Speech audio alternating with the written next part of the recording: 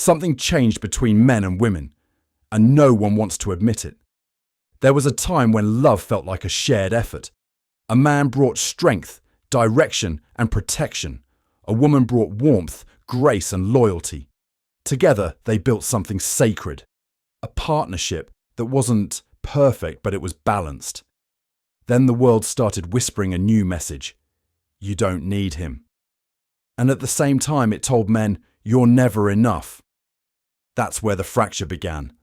What used to be unity slowly became competition. Men and women stopped trying to understand each other and started trying to outdo each other. Love became a scoreboard. Relationships became negotiations. And men, the ones who grew up watching their fathers sacrifice silently, the ones who were told to provide, protect, and persevere, looked around and asked the question they were never supposed to ask. What's the point?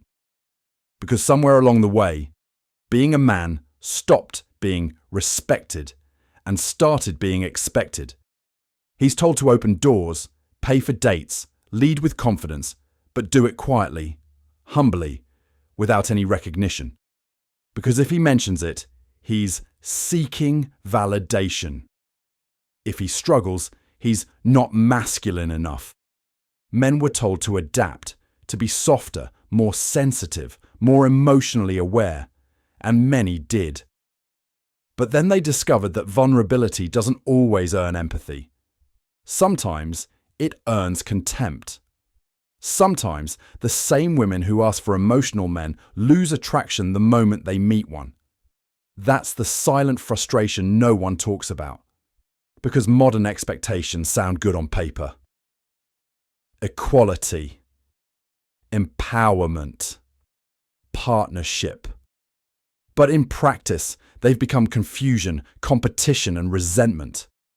Men feel like they're in a game where the rules keep changing. Provide, but don't expect gratitude. Lead, but don't be controlling. Protect, but don't be possessive. Express your feelings, but not too much. Be confident, but not arrogant. Every move feels wrong. Every effort feels unseen. And over time, something inside men starts to harden. Not out of hate, but out of fatigue.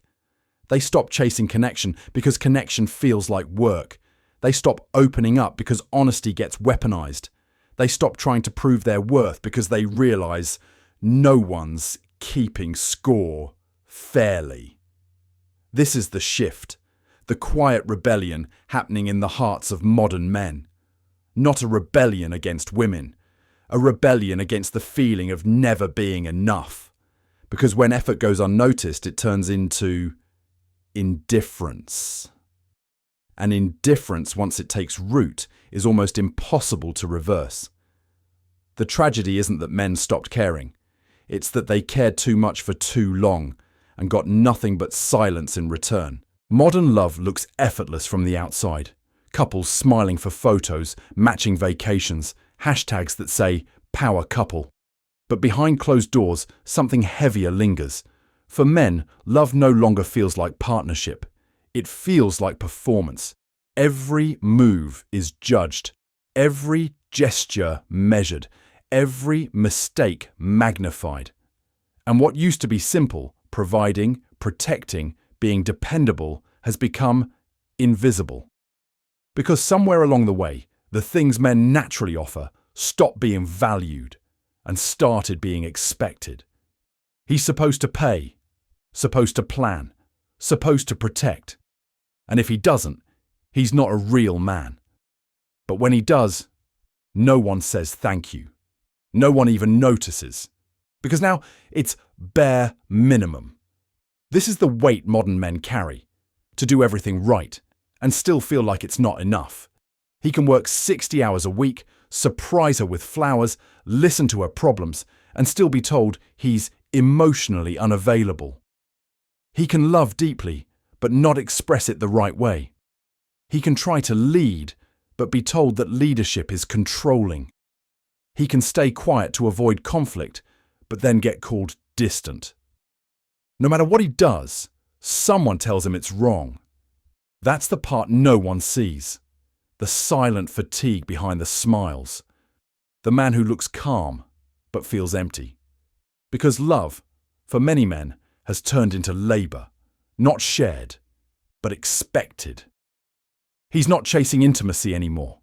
He's chasing stability, trying to keep the peace, to not say the wrong thing, to not trigger an argument that ends with, "You don't understand me."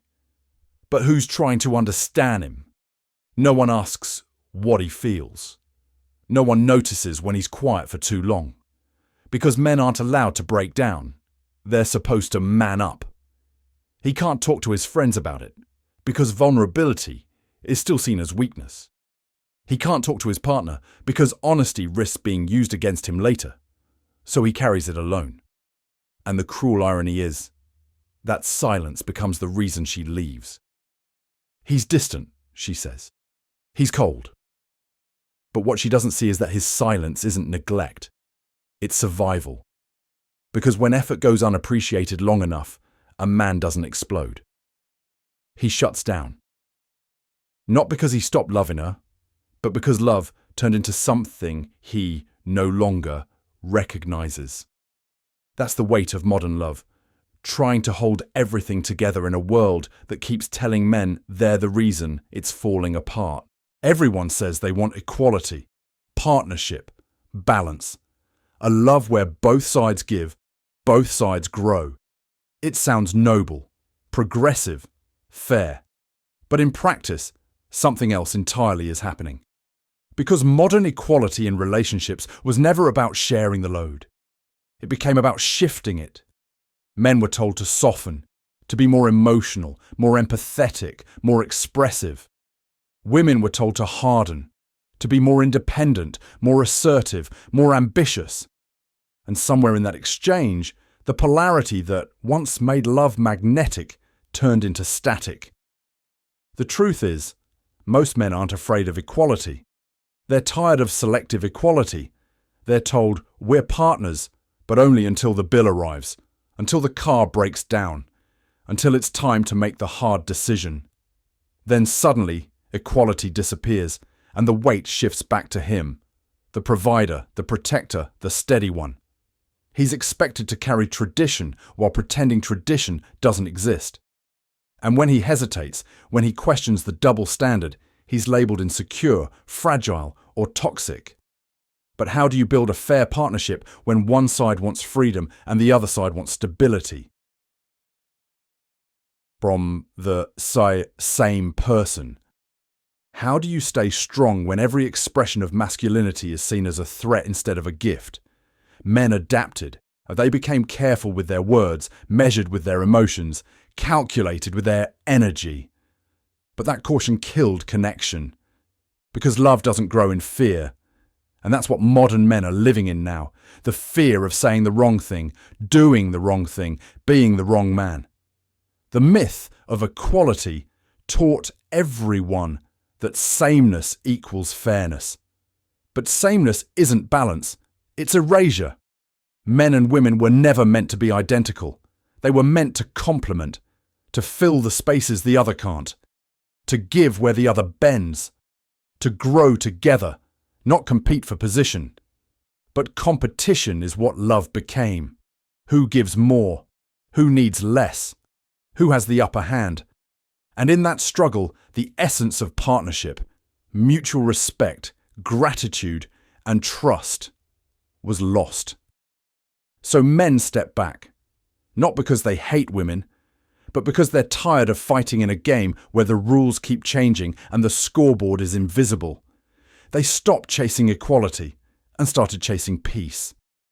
And that's what most people don't understand. Men don't want control. They want balance. They want appreciation.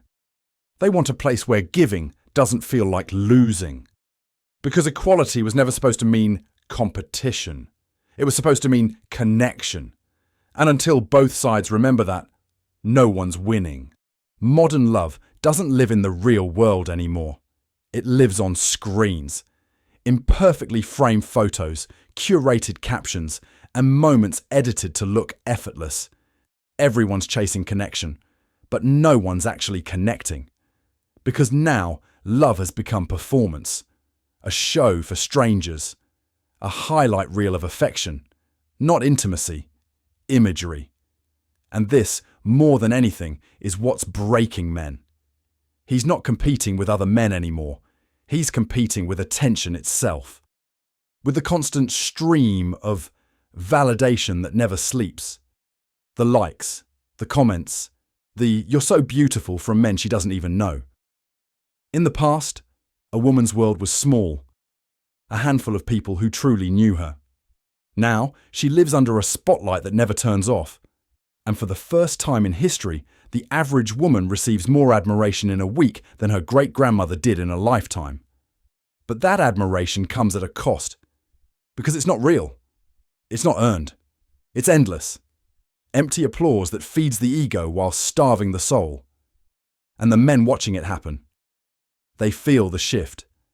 They see how validation has replaced value. How dopamine replaced devotion. How attention became the new currency of worth. They start to realize that no matter how much they give, it can't compete with the world's gaze. He buys her flowers, but it gets fewer likes than a selfie. He tells her she's beautiful, but it doesn't hit the same as a DM from a stranger. He's trying to love a woman who's being told, by thousands, that she deserves more. And he's not angry at her for it. He's exhausted by it. Because how do you build something real in a culture addicted to illusion? Social media didn't just distort beauty, it distorted meaning. It made everyone crave validation more than connection. And now, relationships crumble under the weight of comparison. He's no longer her man. He's her content. A prop in a story about her best life. And when things get difficult, when reality hits, there's always another distraction waiting in the feed. A new admirer, a new thrill, a new escape. This is the mirage, a love that looks perfect online but feels hollow in person. And the men walking away from it aren't giving up on love. They're giving up on illusions. Because deep down, they don't want filters. They want truth. They don't need followers. They need peace. And peace doesn't live in the algorithm. It lives in presence. In the quiet kind of love that no one needs to post to prove it's real. There was a time when men and women spoke the same language. Not in words, but in understanding. He provided, she nurtured. He protected, she inspired. They moved in rhythm, each giving what the other lacked. But now, that rhythm is broken. Because somewhere between empowerment and resentment, between independence and confusion, the connection turned into translation. And no one's listening. Women say men don't open up, but when they do, it's often met with judgment, not empathy. When a man says, "I'm tired," he's told, "Try harder." When he says, "I'm struggling," he's told, "You're weak." When he says nothing at all, he's labelled cold, detached, emotionless. But silence isn't absence, it's defence. Because somewhere along the way, men learned that honesty carries consequences. That vulnerability is a risk, not a relief. He's watched friends open up, only to have their words thrown back in arguments later. He's seen compassion turn into criticism. And so, he learns to hold it in. Not because he doesn't feel, but because he feels too much. And in a world that punishes masculine emotion, the safest place to put it is nowhere. That's the divide. Not just emotional, but spiritual. Men are starving for understanding, and women are starving for security. But neither can feed the other, because both are afraid of being misunderstood. She wants connection. He wants peace. But she mistakes his quiet for disinterest, and he mistakes her emotion for chaos. They're not enemies. They're reflections. Both reacting to the wounds they've been told not to have. He grew up being told to protect. She grew up being told to prove. He fears being unneeded. She fears being unseen. And instead of healing together, they fight alone, each trying to win a battle that was never supposed to exist. This is why men are checking out. Not because they stopped caring, but because caring without understanding feels like punishment. He doesn't want to fight her. He wants to feel safe with her. To speak without being analysed, to love without being tested, to be a man without being made to apologize for it. And deep down, she wants the same. She doesn't want a follower or a fan. She wants a man who stands firm but stays open, strong but still capable of warmth. The tragedy is, they both want connection. But fear built a wall between them. She's pounding on one side, demanding love. He's sitting on the other, trying to keep the peace. And until they both stop defending and start listening, the distance will only grow. Because love doesn't die from lack of attraction. It dies from lack of understanding. Every man has a limit. It doesn't look like anger. It doesn't sound like shouting. It's quieter than that. Colder, emptier, final. That's the breaking point. It's not the moment he stops loving her. It's the moment he stops trying to explain himself. Because for years, he tried. He tried to fix, to provide, to listen, to adapt. He changed his tone, his timing, his approach, but nothing worked. Every conversation turned into a test. Every apology became proof that he was wrong again. So, eventually, he learned silence. Not the peaceful kind. The kind that comes when speaking no longer matters. At first, she notices he's distant. He's less reactive, less invested. He doesn't fight anymore. She mistakes it for calm, but it's not calm. It's detachment. Because when a man reaches the point where he'd rather feel nothing than keep feeling misunderstood, it's already over. He's not slamming doors or walking out in rage. He's withdrawing piece by piece, mentally, emotionally, spiritually, until the only thing left is a shell that still goes through the motions but doesn't live in them anymore. This is how men leave long before they go.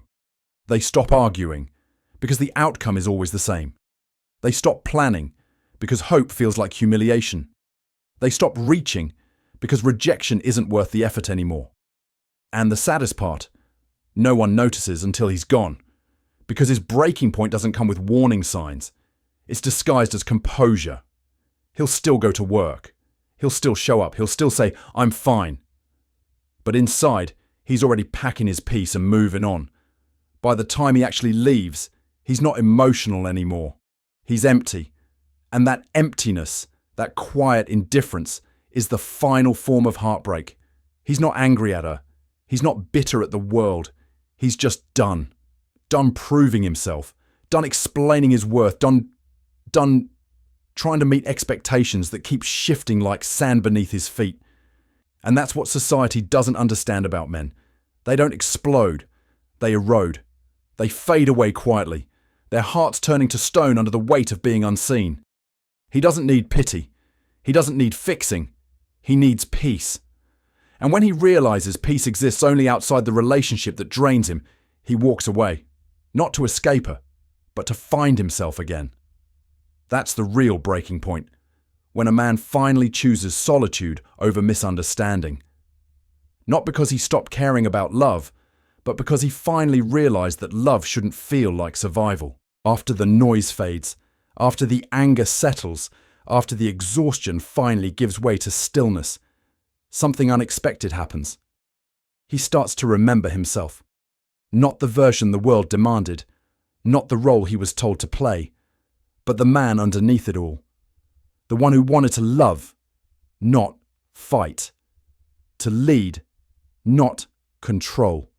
To protect, not prove. This is what comes after the breaking point. Not bitterness, but clarity. Because once a man walks through the fire of disillusionment, he sees the world differently. He stops chasing validation. He stops explaining masculinity. He stops apologizing for wanting peace. And in that silence, he finally hears the truth. He was never asking for too much. He was asking the wrong people. He doesn't need to dominate. He doesn't need to submit. He just needs balance, reciprocity, respect. The truth is simple, but it's not easy. Men and women were never meant to compete. They were meant to complement, to build something stronger than either could alone.